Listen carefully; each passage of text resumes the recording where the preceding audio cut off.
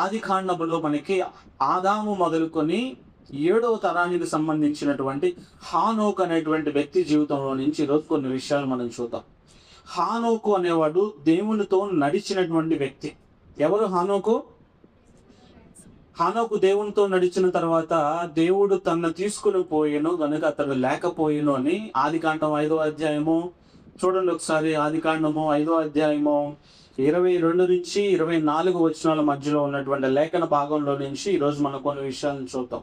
వాస్తవానికి ఆదికాండం 5వ అధ్యాయం అంతా కూడా మరణాల గురించి రాయబడి ఉంది.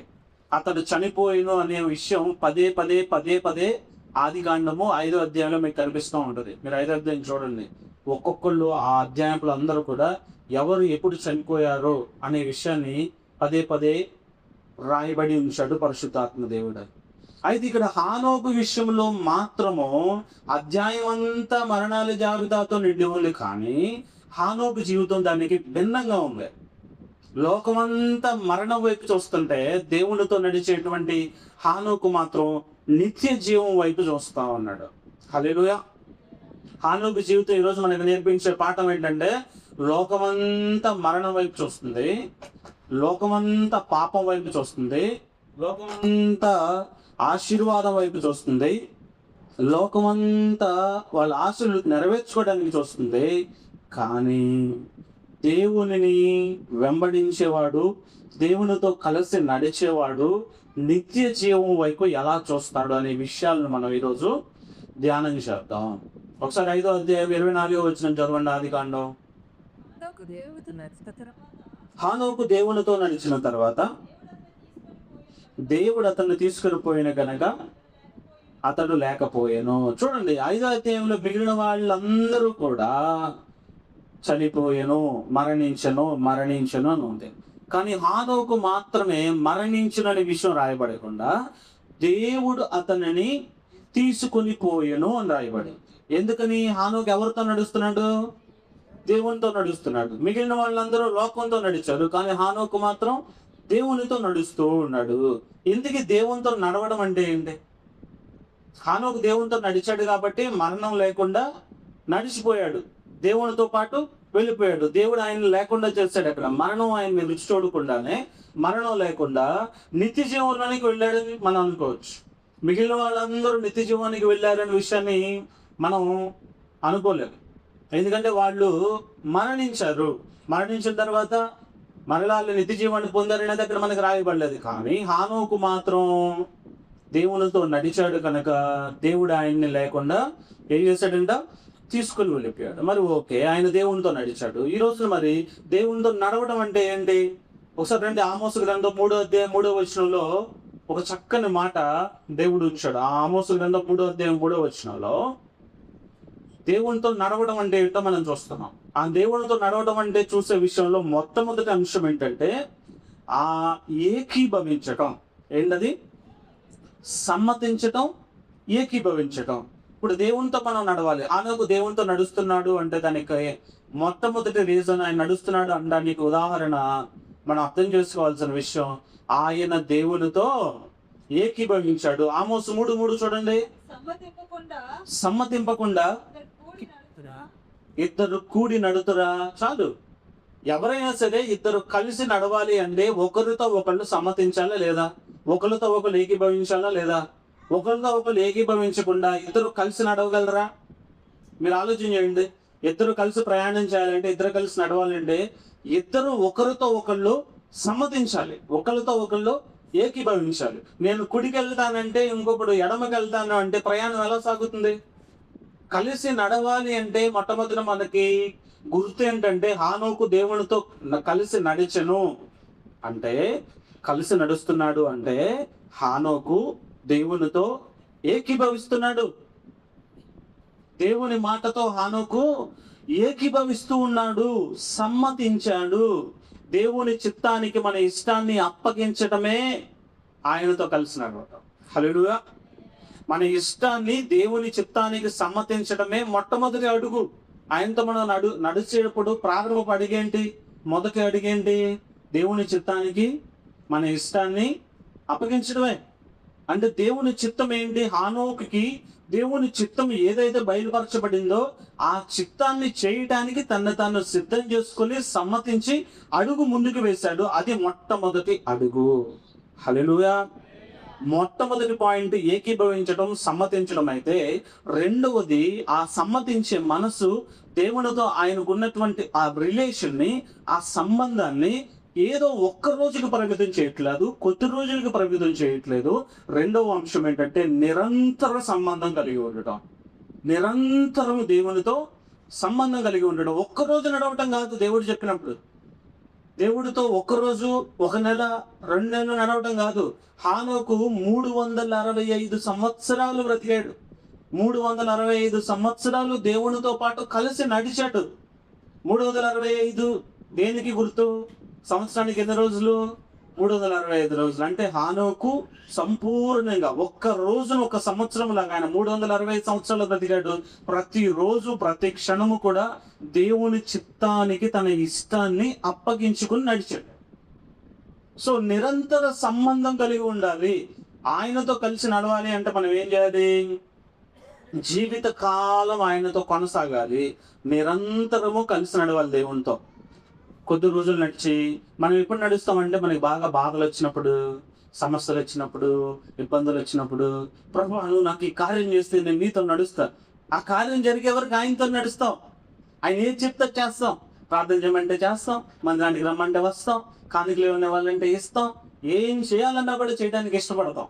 ఎప్పుడు నీకు కార్యం ఇంపార్టెంట్. మా అబ్బాయికి పెళ్ళి అవ్వాలంటే ఏం చేయాలి? మా మనవాడికి ఉద్యోగం కావాలంటే ఏం చేయాలి? లేకపోతే మా అమ్మాయికి పెళ్ళి అవ్వాలి, ఏం చేయాలి? కార్యం ఇంపార్టెంట్ మనకి. అది జరిగే వరకు నువ్వేం చెప్తే అది. దేవుడు మాట అప్పుడు మీరు చక్కగా వింటారు, ఆయనతో కలిసి నడుస్తారు. సేవకుడు ఏది చెప్తే అది, అమ్మో జరగదేమో, నాకు కావాల్సింది రాదేమో, ఇప్పుడు వినాలి మాట. వన్స్ ఒక్కసారి అది జరిగిపోయిన తర్వాత, ఆ కార్యం మీకు జరిగిపోయిన తర్వాత, మీరు కోరుకుంటున్నట్టుగా పెళ్ళో ఉద్యోగం ఏదో అయిపోయిన తర్వాత, మరలా ఇప్పుడు ఎలా అయితే దేవుడితో నడిచారో, దేవుడి మాటను తీసుకుని ఎలా అయితే సేవకుని మాట, దేవుని మాట, వాక్యపు వెలుగులు దాన్ని పరిశీలన చేసి లేఖనానుసారంగా సేవకుడు మాట్లాడుతున్నాడు, ఈ మాట దేవుని మాట అని దాన్ని తీసుకుని మరలా అదే ఎంథ్యూజియాస్టిక్ గా, అంటే అదే ఉత్సాహంతో, అదే ఉత్తేజంతో నడవడానికి ఇష్టపడతారా? కార్యం తీరిపోయిన తర్వాత, కావాల్సింది దొరికిన తర్వాత దేవుడితో నడవటానికి ఇష్టపడని ప్రజలు ఆ రోజు ఉన్నారు, ఈ రోజుకు ఉన్నారు. హానోకు కాలంలోనూ ఉన్నారు, ఈ రోజులో ఉన్నారు.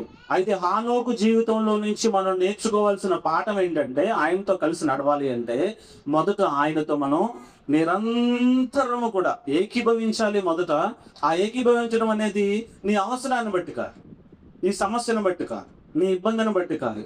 అది అనుదినము నిరంతరము మొదట ఏకీభవించాలి. రెండోది నిరంతర సంబంధము కలిగి ఉండాలి. మూడవదిగా ఆయనతో సహవాసం కలిగి ఉండాలి. ఎలాంటి సహవాసం కలిగి ఉండాలి? ఆయన స్వరాన్ని కూడా వినగలిగేటువంటి సహవాసం మనం కలిగి ఉండాలి. ఇక్కడ హానోకు దేవుని స్వరాన్ని విన్నాడు. మరి మనం ప్రార్థన, వాక్యం ద్వారా దేవునితో సహవాసాన్ని కలిగి ఉన్నామా? ప్రార్థన చేయడం ద్వారా, వాక్యాన్ని ధ్యానించడం ద్వారా, అటు ప్రార్థన ఇటు వాక్యము, ఈ రెండింటి ద్వారానే మనం దేవునితో సహవాసం చేయగలం. సహవాసము అంటే, ఆయనతో నిరంతర సహవాసము అంటే అనుదినము కూడా మనం ప్రార్థన చేస్తూ ఉండాలి, దేవుని వాక్యాన్ని ధ్యానిస్తూ ఉండాలి. ఆ ప్రార్థన, ఈ వాక్యం అనేవి రెండిట్లో ఏ ఒక్కటి లేకపోయినా ఆయనతో మనం సహవాసం చేయలేం. అంటే మనం ఆయనతో నడవలేం. ఇక్కడ హానోకు ఆయనతో సహవాసం చేశాడు, నిరంతర సంబంధం కలిగి ఉన్నాడు, ఆయన మాటకి ఏకీభవించాడు. 3 విషయాలు ఉన్నాయి ఇక్కడ హానోకు జీవితంలో. ఆయనతో కలిసి నడవడం అనే విషయంలో మనకి 3 సబ్ పాయింట్స్ ఉన్నాయి. ఫస్ట్ ఏంటి? ఏకీభవించాలి. రెండోది ఏంటి? నిరంతర సంబంధం కలిగి ఉండాలి. మూడోది సహవాసం కలిగి ఉండాలి. ఆయనతో ప్రతిరోజు మనం మాట్లాడాలి, ఆయన మాటలు మనం వినాలి. ఆయనతో కలిసి నడవడం అంటే అది. ఆ విధంగా చేసిన హానోకు జీవితంలో నుంచి 3 కీలక దశలను కూడా మీకు ఒకసారి గుర్తు చేస్తాను. ఈరోజు హానోకు జీవితంలో నుంచి మనం కొన్ని పాఠాలు నేర్చుకుంటున్నాం. హానోకు జీవితంలో ఉన్నటువంటి 3 కీలక దశలు ఏంటంటే, చాలా మంది ఇందాక నేను చెప్పినట్లుగా పిల్లల కోసం ప్రార్థన చేశారనుకోండి, పిల్లలు కావాలనుకుంటే వాళ్ళకి పిల్లల్ని దేవుడు ఇచ్చాడు అనుకుంటారు. లేదా ఉద్యోగం కావాలని ప్రార్థన చేశారు. దేవుడు వాళ్ళకి ఉద్యోగాన్ని ఇచ్చాడు.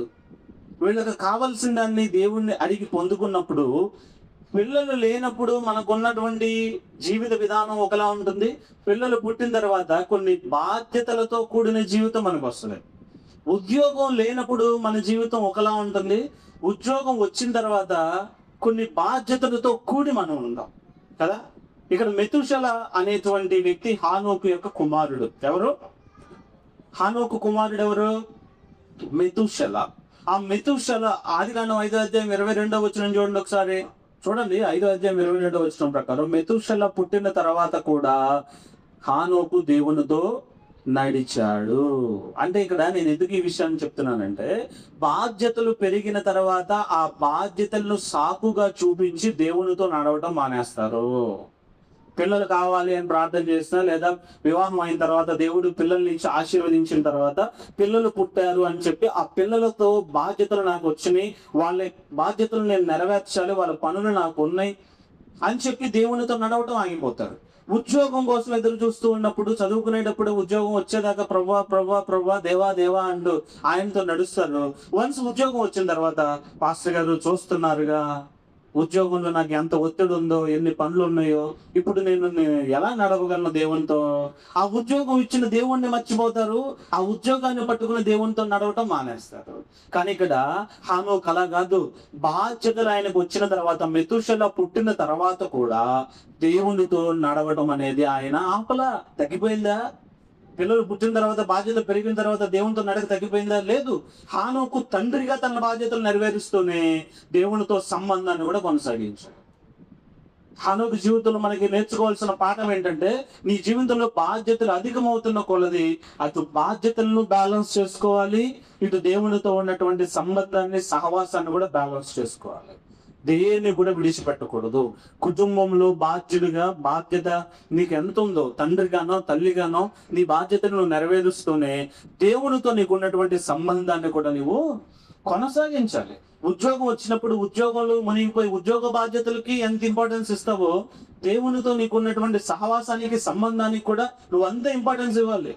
దేన్ని తక్కువ చేయకూడదు. దేవునితో సహవాసం చేయాలి, నేను ఉద్యోగాన్ని తక్కువగా చూడకూడదు. దేవుడు నీకు ఉద్యోగాన్ని ఇచ్చాడంటే ఆ ఉద్యోగంలో కూడా యథార్థంగా, నమ్మకంగా నువ్వు ఉద్యోగం చేస్తే అది దేవునికి ఆరాధన. తెలుసా? దేవుని ఆరాధించడం అంటే ఆదివారం దేవుని సన్నిధికి వచ్చి ఇక్కడ చేసేదే ఆరాధన కాదు. నువ్వు ఏ పని చేస్తున్నా, ఏ ఉద్యోగం చేస్తున్నా దాంట్లో యథార్థంగా, నమ్మకంగా, నీతిగా నువ్వు చేస్తే అది కూడా దేవునికి ఆరాధనే. ఉద్యోగం చేసేది ఇక్కడేమో దొంగతనంగా ఎల్లకుండా వెళ్ళినట్టు అటెండెన్స్ వేయించుకొని, దొంగ సంతకాలు పెట్టి, 1000 రూపాయలు అయితే 1500 బిల్లు రాయించుకొని, ఇంకొక 500 ఎక్స్ట్రా తీసుకుని, లేనిపోని అబద్ధాలు ఆడి వెళ్ళకుండా వెళ్ళానని అక్కడ ఎవరు చూడకుండా చూసి అక్కడ ఉన్న వస్తువుని తీసుకొచ్చి దాన్ని బయట సగం రేటుకి అమ్మేసుకుని, జేబులు వేసుకుని, ఇట్లాంటి పనులు చేసి దేవుని దగ్గరికి వచ్చేమో ఆరాధన నీకేదయ్యా అంటే అది ఆరాధన అవ్వదు. న్యాయంగా, నీతిగా, యథార్థంగా నువ్వు ఎక్కడ నిలబడితే అక్కడ నీకు ఏ బాధ్యత అప్పగిస్తే ఆ బాధ్యతను నువ్వు సక్రమంగా నెరవేర్చాలి. అది కూడా దేవునితో నడవటమే. నేను ఎక్కడ దేవుడు నిలబడితే, నువ్వు నిలబడని చోట దేవునికి మహిమ వచ్చేలాగా నీ ప్రవర్తన ఉండాలి. హల్లెలూయా. అది దేవునితో నడవాలి. నీ కుటుంబ బాధ్యతలు మొట్టమొదట ఇక్కడ హానోకు జీవితంలో కుమారుడు అంటే బాధ్యతలు వచ్చిన తర్వాత కూడా ఆ బాధ్యతల చక్రంలో చిక్కుకుని దేవుని నుంచి దూరంగా హానోకు వెళ్ళలా.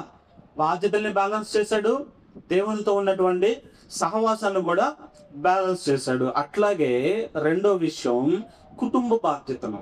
ఇక్కడ హానోకు జీవితంలో కుటుంబ బాధ్యతలను మనం పరిశీలన చేస్తే, ఆయన దేవునితో ఎలా అయితే నడిచాడో ఆయన కుమారుడైన మెతూషెలను, వారి కుటుంబాన్ని కూడా దేవునితో ఆ మార్గంలోనే నడిపించాడు. హల్లెలూయా.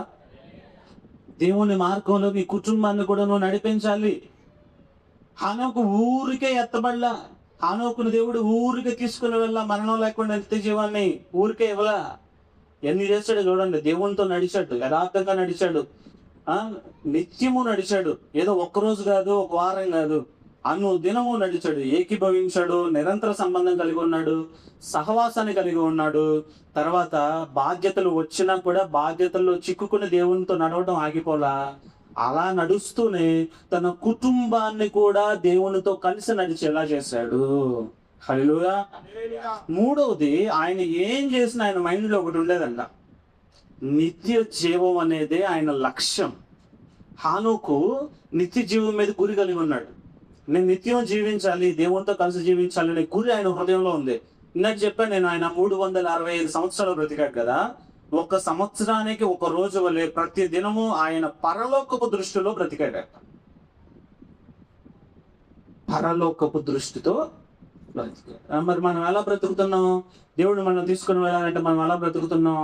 మనం ఆలోచన చేసుకోవాలి. ఈరోజు హానోకు బట్టి, హానోకు గురించి బైబిల్ గ్రంథంలో హెబ్రీ పత్రిక 11వ అధ్యాయం 5వ వచనంలో రాయబడింది, విశ్వాసమును బట్టి హానోకు మరణము చూడకుండానట్లు కొనిపోబడును.